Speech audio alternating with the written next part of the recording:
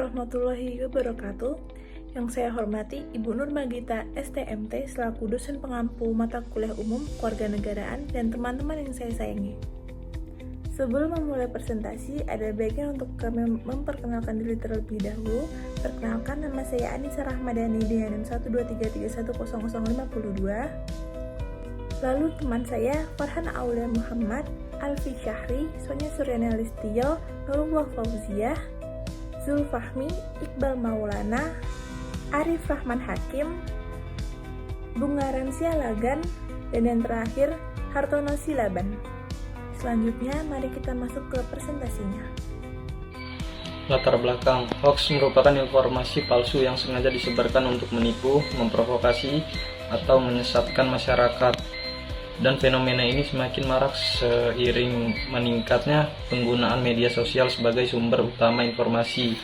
Dampak penyebaran hoax sangat luas, mulai dari menurunnya kepercayaan terhadap informasi yang valid, meningkatnya polarisasi sosial, hingga potensi konflik akibat isu-isu sensitif seperti politik, kesehatan, dan SARA. Hoax sering memanfaatkan emosi untuk menarik perhatian, membuatnya mudah menyebar, bahkan tanpa verifikasi dari pengguna. Di Indonesia, berbagai contoh hoax telah menyebabkan keresahan publik seperti berita palsu tentang vaksin COVID-19, ramalan bencana, dan kampanye hitam politik. Akibatnya, masyarakat kesulitan membedakan informasi benar atau palsu. Kepercayaan sosial menurun dan korban hoax bisa mengalami tekanan psikologis. Oleh karena itu, peningkatan literasi media menjadi hal yang sangat penting agar masyarakat lebih kritis dan bijak dalam menerima serta menyebarkan informasi di era digital ini. Bagaimana dampak penyebaran hoaks terhadap masyarakat khususnya dalam konteks sosial, politik, dan kesehatan? Lalu strategi apa saja yang efektif untuk meningkatkan literasi digital untuk mencegah penyebaran hoaks di kalangan masyarakat? Untuk tujuan, satu, yaitu menganalisis dampak negatif penyebaran hoaks terhadap kehidupan sosial, politik, dan kesehatan masyarakat. Kedua, merumuskan strategi dan kebijakan yang efektif untuk meningkatkan literasi digital dan mencegah penyebaran hoaks di lingkungan masyarakat. Ke dampak penyebaran hoaks. Penyebaran hoaks dapat menyebabkan kepanikan massal, perpecahan sosial, serta menurunkan kepercayaan terhadap institusi pemerintah dan media. Hoaks atau informasi yang salah dan disengaja disebarkan untuk memanipulasi opini publik yang dapat menyebabkan efek yang sangat merugikan di masyarakat. Ketika hoaks menyebar luas, masyarakat yang terpengaruh akan merasa cemas dan takut karena mereka tidak memiliki akses atau kemampuan untuk memverifikasi kebenaran informasi tersebut. Kemudian di bidang kesehatan, hoaks bisa menghambat upaya penyuluhan atau program vaksinasi.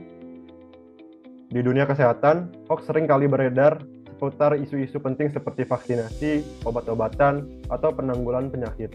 Informasi yang salah ini dapat menyebabkan masyarakat merasa takut atau ragu untuk mengikuti anjuran medis seperti vaksinasi yang sebenarnya sangat penting untuk mencegah penyakit. Kemudian di bidang politik, hoax sering dimanfaatkan untuk menjatuhkan lawan melalui kampanye hitam atau black campaign. Dalam politik, hoax sering digunakan sebagai senjata untuk merusak reputasi lawan politik, terutama menjelang pemilu atau peristiwa politik besar lainnya. Kampanye hitam yang disebarkan ini seperti informasi palsu tentang calon atau partai politik lawan yang bertujuan untuk menciptakan kesan buruk di mata publik. Hal ini bisa berupa tuduhan korupsi, skandal pribadi yang tidak benar, atau serangan terhadap kebijakan yang tidak berdasar. Selanjutnya, studi kasus. Contoh hoax yang berdampak besar antara lain yang pertama, informasi palsu tentang efek vaksin COVID-19 yang menyebabkan masyarakat takut divaksin. Yang kedua, hoax politik selama pemilu yang menimbulkan polarisasi dan ujaran kebencian. Yang ketiga, berita bohong tentang bencana alam yang menciptakan kepanikan dan tindakan tidak rasional. Adapun kebijakan dan solusi. Solusi utama dalam menanggulangi penyebaran hoax adalah dengan meningkatkan literasi digital masyarakat secara menyeluruh melalui pendidikan formal dan informal.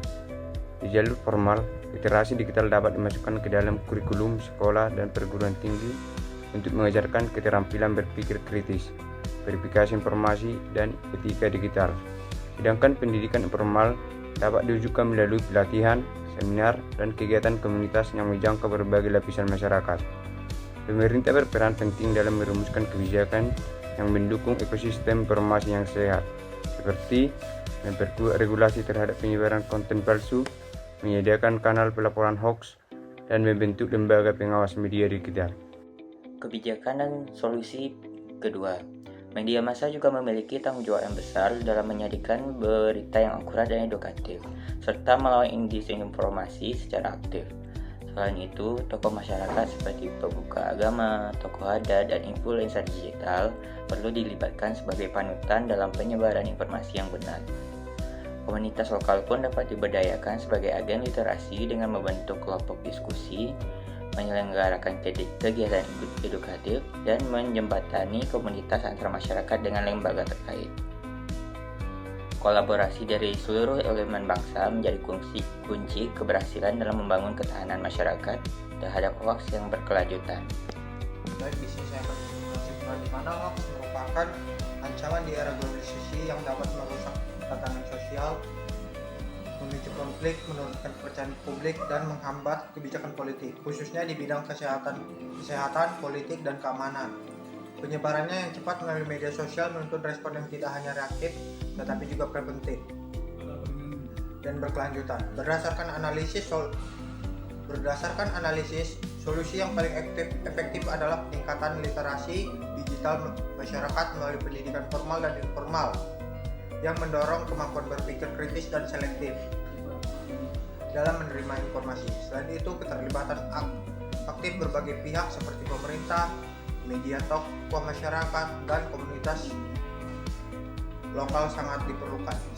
Sekian video presentasi yang dapat kami sampaikan. Bila ada salah kata, kami mohon maaf. Kami akhiri. Wassalamualaikum warahmatullahi wabarakatuh.